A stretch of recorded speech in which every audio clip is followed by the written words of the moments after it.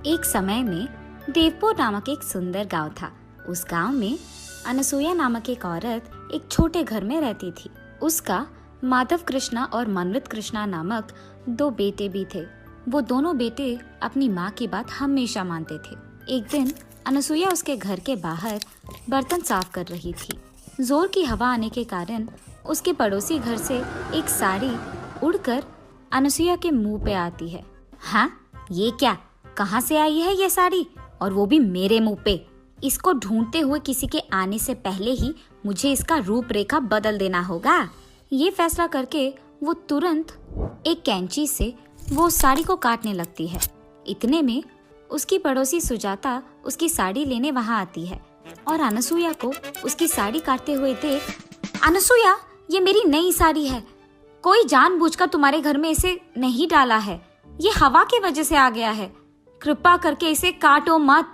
मुझे दे दो मेरी साड़ी। जब तक मैं तुम्हारी साड़ी को टुकड़े टुकड़े ना कर दूं, तुम्हें समझ में नहीं आएगा कि गलती से भी तुम्हारी साड़ी को मेरे घर में नहीं आना है, समझे? ये कह के वो उसके फैसले के अनुसार ही उस साड़ी को टुकड़ों में काट कर ही उसके पड़ोसी सुजाता को देती है। और क्योंकि सुजाता को अनसुया के बारे में पता है, वो कुछ ना कह पाती है और वहाँ से चुपचाप उन टुकड़ों को लेकर चले जाती है। ऐसे ही अनसुया उसके बुरे बर्ताव से उस गांव में सारे लोगों को हर दिन परेशान करती थी। एक दिन एक औरत उसके बेटे का विवाह का निमंत्रण देने के लिए अनसुया के घर आती है। उस निमंत्रण को देख अनसुया भी सोच में पड़ जाती है और ये फैसला करती है कि उसके बेटे का भी वो शादी करवाएगी। लेकिन मेरे बारे में जानते हुए भी कोई इस गांव में मुझे मेरे बेटे के लिए एक बहू नहीं देगा, इसीलिए मैं पड़ोसी गांव में जाकर मेरे बेटे के लिए एक अच्छी पत्नी ढूंढ कर लाऊंगी। ये फैसला करके वो अगले दिन पड़ोसी गांव में जाकर एक बड़े घर की बेटी स्वप्ना को उसके बड़े बेटे से विवाह निश्चय करती है और ऐसे उन दोनों का शादी करवाती है। स्वप्ना नई नवेली दुल्हन होने के कारण शुरू में अनसुया उसे कोई काम नहीं कहती है और उसे प्यार से देखती है। ऐसे कुछ दिन बीत जाते हैं। फिर एक दिन स्वप्ना पोछा कर रही थी घर में और अनसुया ये देखे बिना घर में चलती रहती है। उसे ऐसे चलते हुए देख, सासू माँ, जरा देख के चलिएगा, मैं पोछा कर रही हूँ तो फर्श अभी गीला है, कहीं आप गिर ना जाए, देख के चलिएगा। ये मेरी बहू की इतनी हिम्मत कि मुझे बता रही है क्या करूँ क्या नहीं। अब तो मैं इसे सबक सिखाऊंगी। मैं वही चलूंगी जहाँ ये पोछा कर रही है, ताकि सारा दिन मैं इससे काम ही करवाऊं। ये फैसला करके अनसुया वही चलती रहती है जहाँ स्वप्ना पोछा मारने की कोशिश करती है। बार बार ऐसे करने के कारण स्वप्ना पोछा करना बंद करके अनसुया को बस देखती रहती है। क्या हुआ बहू, घर साफ करना छोड़कर तुम मुझे क्या घूर रही हो? चलो करो काम। ये कहकर वो अपने बहू के सिर पे एक जोर का धप्पा देती है, जिसके कारण उसकी बहू बकेट को टकराकर नीचे गिर जाती है। हा हा हा, तुमने तो कहा कि मैं फिसल के गिर जाऊंगी, मगर अब तुम ही गिर गई। ऐसे ही पड़ी रहोगी कि काम भी करोगी? चलो लग जाओ काम पर। ये कहकर वो हंसते हुए उसके कमरे में चले जाती है। चलो ये तो देखते हैं कि मेरे बहू ने घर साफ किया कि नहीं। बाहर जाकर देखने पर उसकी बहू वहाँ नहीं रहती है। ढूंढने पर उसकी बहू उसके कमरे में सोते हुए दिखती है।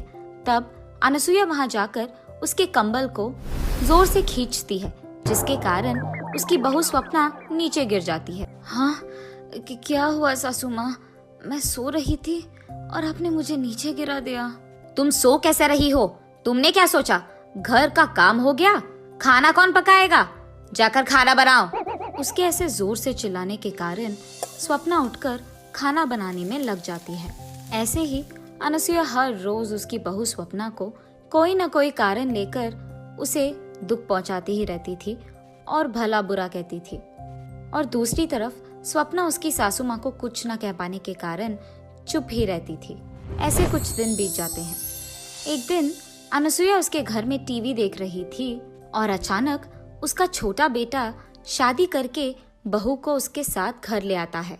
ये देख अनसुया चौंक जाती है। मनवित, मुझे तुमने एक भी बात बताए बिना शादी कर लिया? तुम क्या समझ रहे थे? माँ, आप मेरा यकीन कीजिए, अगर आपको पता चला कि मैंने ये शादी क्यों किया तो आप बहुत खुश होंगी। पहले हमें अंदर तो आने दो।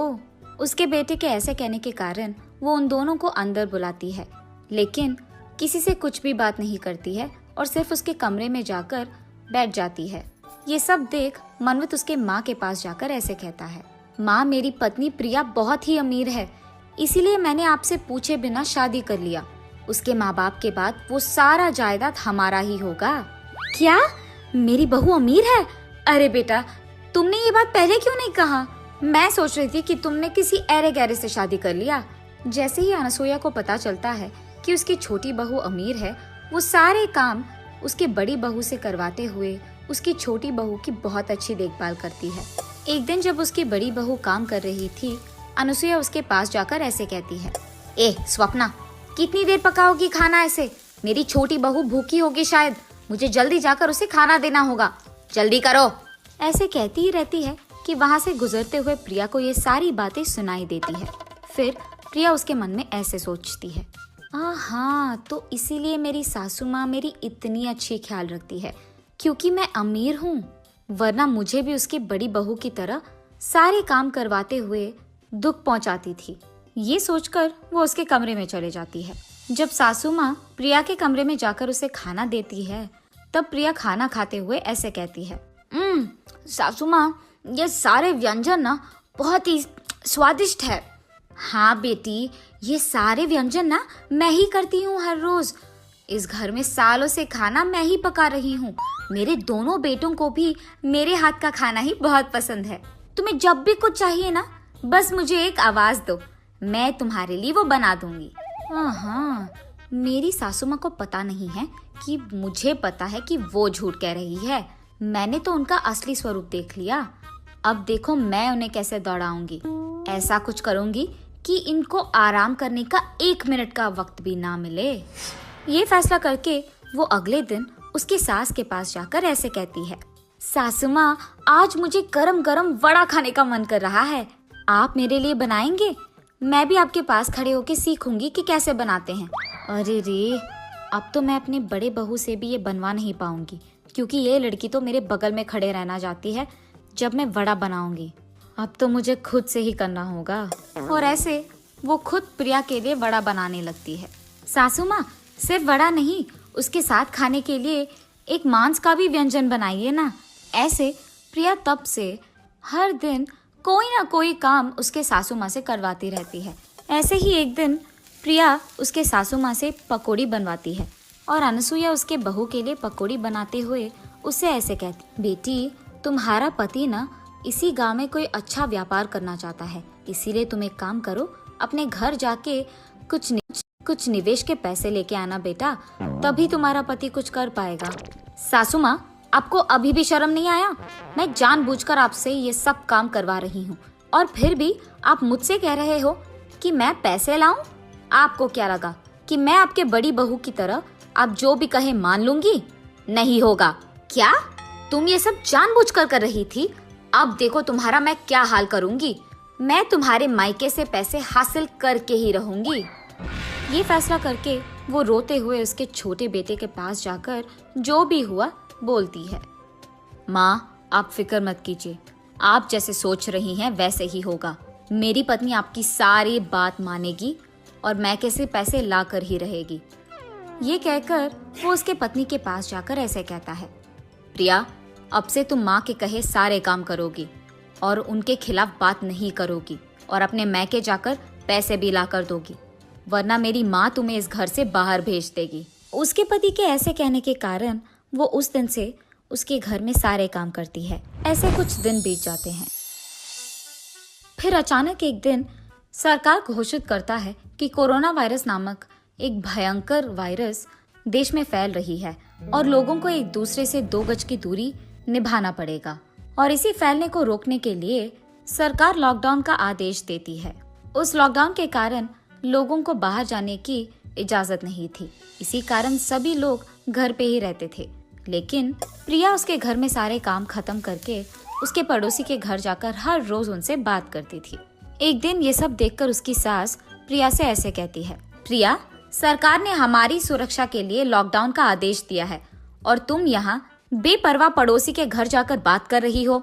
अगर तुम्हें कोरोना आया या तुम्हारे कारण हमें कोरोना आया तो हमारा क्या होगा?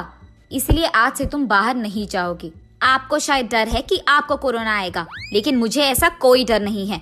मैं अपनी मन की मालिक हूँ, मुझे जो करना है मैं वही करूँगी। ये कहकर वो हर रोज उसके पड़ोसी से मिलने जाती ही रहती थी। उसके पड़ोसी के घर में किसी को कोरोना आने के कारण वो प्रिया को भी फैलता है, और क्योंकि प्रिया को ये नहीं पता था, उसे बुखार और सर्दी आने के कारण वो डॉक्टर के पास जाकर उसका जांच करवाती है। फिर डॉक्टर उससे कहता है कि उसे कोरोना वायरस आया है और इसे घर पे रहकर अच्छी खाना खाकर दवाइयाँ लेकर उसका ख्याल रखना होगा। प्रिया डर के कारण भला बुरा सोचने लगती है। ये सब मेरी सास के वजह से हुई है। अगर वो नहीं कहती कि मुझे कोरोना आएगा तो शायद ये नहीं होता। अब क्योंकि उसके कारण मुझे आया है, मैं ये देखूंगी कि मेरे कारण उसे भी आएगा। कम से कम तब वो चुप रहेगी और मुझे ये सब काम कहना छोड़ देगी। ये फैसला करके वो उसके घर वापस जाकर उसके ही हाथों से कॉफी बनाकर उसके सास को देती है, और इसी कारण अनुसुईया को भी कुछ ही दिनों में कोरोना वायरस आ जाता है। हा हा हा, सासू माँ, मुझे पता था कि आपको कोरोना आएगा। आप इतने बार कह रहे थे कि मुझे कोरोना आ जाएगा कि मेरे को आ गया, इसलिए मैंने अपने हाथों से कॉफी बनाकर आपको दिया ताकि आपको भी कोरोना आए। अब मुझे बहुत खुशी है। क्या? मैंने तो तुम्हारे भले के लिए कहा था कि तुम्हें कोरोना आएगा, लेकिन तुम इस हद तक गिर गई कि तुमने मुझे कोरोना जानबूझकर दिया। तुम कैसी औरत हो? उसके सास के ऐसे कहने के बावजूद वो उसके मायके चले जाती है, लेकिन जब उसके माँ बाप को पता चलता है कि प्रिया को कोरोना आया है तो वो उसे अंदर आने नहीं देते हैं, जिसके कारण उसे वापस उसके ससुराल ही जाना पड़ा। यहाँ स्वप्ना उसके सासू माँ को और प्रिया को कोरोना आने के कारण उनकी सेवा करते हुए, उनके लिए खाना बनाते हुए, उनको दवाइयाँ देते हुए उनकी बहुत अच्छी ख्याल रखती है। कुछ दिन बाद अनुसुईया और प्रिया को कोरोना कम हो जाता है और ऐसे कुछ दिन बीत जाते हैं। फिर एक दिन अचानक टीवी में ऐसी खबर आता है कि कोरोना का दूसरा वेव शुरू हुआ है। ये देख अनुसुईया तुरंत सोचती है कि उसे ये बात उसके दोनों बहू से कहना है। बेटा स्वप्ना, प्रिया, मैंने अभी अभी टीवी में देखा है कि कोरोना का दूसरा वेव आ गया है और इस बार वो दुगना भयंकर है और लोगों की मरने का संख्या भी बहुत बहुत बढ़ गया है। हमें चौकन्ना रहना होगा। मेरे बर्ताव के लिए मैं माफी मांगती हूँ। मैं अब ये सिर्फ तुम्हारे भले के लिए कह रही हूँ। कम से कम इस बार तो मेरी बात मान लो। अरे सासू माँ, आप तो बड़े हैं। आपने अगर हमें कुछ एक दो बात कह भी दिया तो कोई नहीं, हम समझ सकते हैं।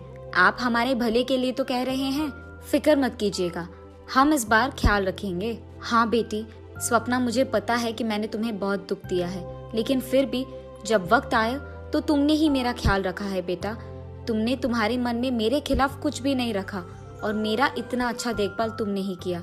मुझे मेरे बर्ताव के लिए माफ कर दो बेटी। आइंदा मैं ऐसे कुछ नहीं करूंगी। सासू माँ, अब मुझे भी माफ कीजिए ना। मैंने अमीर होने के नाते बहुत गर्व से और अहंकार से आपसे बात किया है और ये अच्छा नहीं है। मुझे मेरी गलती का एहसास हो गया है और इस बार मैं ऐसे नहीं पेश आऊंगी। हम सब एक ही बात पे रहेंगे। अगर मैं आपकी बात सुनती तो मुझे कोरोना नहीं आता और ना ही मैं आपको कोरोना देती। अब मैं अपना सबक सीख गई, आइंदा ऐसे कभी नहीं करूंगी। ऐसे वो तीनों उनके बीच के फासलों को मिटाते हैं और हमेशा के लिए खुश रहते हैं। कुछ दिन के बाद कोरोना वायरस पूरा चले जाता है और सभी लोग खुशी से रहते हैं।